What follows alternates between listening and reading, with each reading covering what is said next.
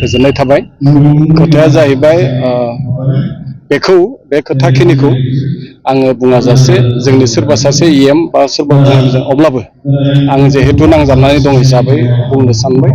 गिबियाव जाहैबाय जोङो दिनै आसाम सरकारजों जोङो रायज्लायनो थांबा जोंनो माखासे डाटा नांगौ।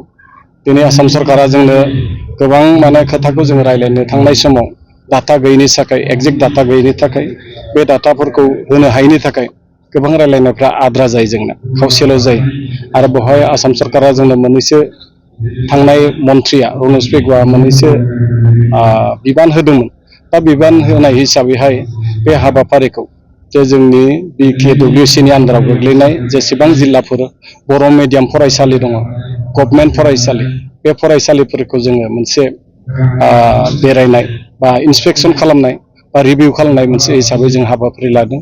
दा बे हिसाबै जोङो दासिम गं6 जिल्ला बेरायनाय जाबाय। दा बेवहाय जों गोबां समस्याफोरखौ नुदों, जेंनाफोरखौ नुदों। बे डाटाफोरखौ जों कालेक्ट खालामनाय जादों। भबिष्यत दिनाव नोंथांमोननि मिडियानि गेजेरजों जोंनि साक्सेस बा जोंनि बे जेंना जेथोनिफोर सोमोन्दै जोङो डिटेलै फोरमायगोन। दा हयथ' आद्रा जाना दं आरो आसाम सरकारनो जोङो माखासे बिनो गोनां दं, मोननो गोनां दं। गोबां जेंना थाबाय, जों बेरायना मोनबाय। सोरनावबा फोरोंगिरि गैया, सोरनावबा माने बिजाब मोनाखै, बहाबा इनफ्रास्ट्राक्चार बिल्डिं सिल्डिं गैया। बिभिन्न जेंनानि थाखाय दिनै माखासे ओनसोलनि माखासे जिल्लानि बर'फ्रा एसामिस मिडियामाव थांदों, बर' फरायसाफ्रा खम जालांदों। बे जाहोनफोरा गोबांथार। दा बेखौ फंसे बुंना फोजोबनाय भबिष्यत दिनाव बेखिनि खोथाफोरखौ नोंथांमोननो फोरमायगोन। आरो बेजोंनो लोगोसे मोनसे फोसावनो सानबाय, बर' कसारि अनसाय गाव हायुं खुंथाया बड'फा UN ब्रह्म सोलोंथाइ बिथांखिनि गेजेरजों जोङो जिहेथु बोसोरथाम जाबाय, बेसेन नाङै जोंनि माखासे गोरों फरायसाफोर जायफोरा दुखिया न'खरनि गोरों फरायसाफोरनो माखासे माने कर्सफोराव, माखासे नांगौथाव कर्सफोराव, प्रफेसनेल कर्सफोराव जोङो फ्रियै फोरोंबाय थादों। दा बे फोरोंनाया जोंना थांनाय बोसोरनैयाव गिबि बोसोराव 77 सा, गासै 77 सानो होनाय जादों। नैथि बोसोराव 47 सानो जोङो फोरोंनाय जादों। देग्लाय जोङो 20 साल' लानाय जागोन। गिबि बोसोराव जों गोबांथार कर्स होदोंमोन, सेकेन्डआवबो जों गोबांथार कर्स अफार खालामदों। देग्लाय जोङो एसे खम अफार खालामदों। दा बेनि गेजेरजों जोङो सानदों इडुकेसनाव बर' कसारि काउन्सिला जथेस्थ' खामानि मावदों। खारन फिसफोरा गोबां बा प्राइभेटआव होनाय नालाय, बेनिखायनो बेखौ जोङो साक्सेस खालामनो बा काउन्सिल बडिया साक्सेस खालामनो खोब नाजानाय जादों। जोंनि जायफोर कर्सफोरखौ जों बर'फोरा बारा लानो रोङा, जोंनि माखासे ओनसोलनिया, जेरै माने मा होनो पेरामेडिकेल साइन्स बा लेबरेटरि टेकनिसियान जाबाय, बेफोरबायदिनो ट्रमा इमारजेन्सि आरो बायदि बायदि आरोखि। माने नोंना बे मा होनो बेखौ दानि गोदान जुगनि जन्थ्रपातिजों नायनाय जिफोर बेबस्था, बेफोर गासैबो थायो। बेखौ जों दासो गोदानै सोलोंदों आरो बेखौ लानांगौ बयबो। आरो जों काउन्सिला होनायनि अनगायैबो बेफोराव लायोब्लासो जों जौगानो हागोन। आरो बेनि अनगायै मोनसे खोन्था फोरमायनो साननाया जाहैबाय, जोङो APSC UPSC आव जों आसाम बर' कसारि काउन्सिलनिफ्राय BTC खौ जोङो खावलायबाय थादोंमोन। आरो जोंनि बर' फरायसा आफाद, जोंनि बर' संगठनफोराबो खावलायनाय लेखा बिथांमोनजों कलाबरेटलि जमायै जोङो दिनै माने थांनाय बोसोरसेखौ जोङो खोब मोजाङै साक्सेस जाबाय। दा बिथांमोना बयबो प्रिलिमिनारि एग्जाम होसिगोन। UPSC निफ्राय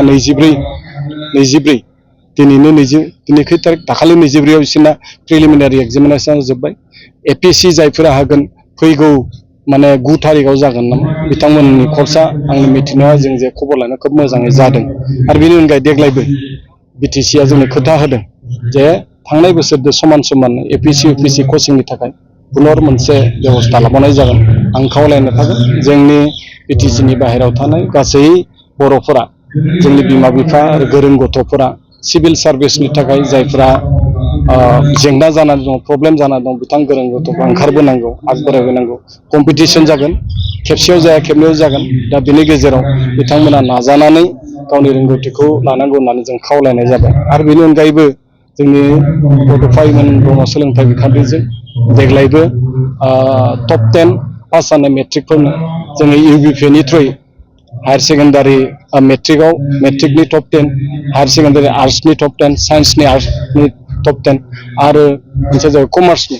बे टप 10 फोरनो जोङो रां अनसुंथाइ होगोन आरो बेनि अनगायै गोबांथार माने आसनि लाबावनो दं इडुकेसन डिपार्टमेन्टआव थाखाया एसेल'बाबो बेखिनिखौनो नोंसोरनो फोरमायनाय जाबाय। थांनाय समाव जिथु जायफोर कर्स आंनि मिथिनायाव गासैबोथ' साक्सेस बा माबा मोनसे मोजांबो जाजोबनाय नङा जों बेखौ बारा मिजिंबो हाया थासिगोन बेनि गेजेराव खिन्थु मोजां खोथाया जाहैबाय मा देग्लाय जिथुनाखि माखासे ओंखारगोन हटेल मेनेजमेन्ट फरायबाय दं माने थांनाय इउनिभारसिटियावबो कम्पिटिसन जादोंमोन बिसोरनाव बेवहाय बर' सेंग्रा सानैया खोब मोजाङै मार्क लाखिदों टप मोनदों बान्था मोनदों बिसोरबा आरो गवायावबो बिथांमोना लांजाबाय गवायावबो मोनसे बे माने कम्पिटिसन जादोंमोन बेवहायबो माने गल्ड मेडेल नङाबा जे फार्स्ट प्राइज मोनदों बिथांमोना मोननो हादों आरो बिथांमोननो आंनि मिथिनायाव माखासे इन्सटिटिउसन बा माने हटेलफोरा बिथांमोननो जब अफार खालामदों बेफोर रिपर्टआ जोंनाव दङ आरो बेनि अनगायै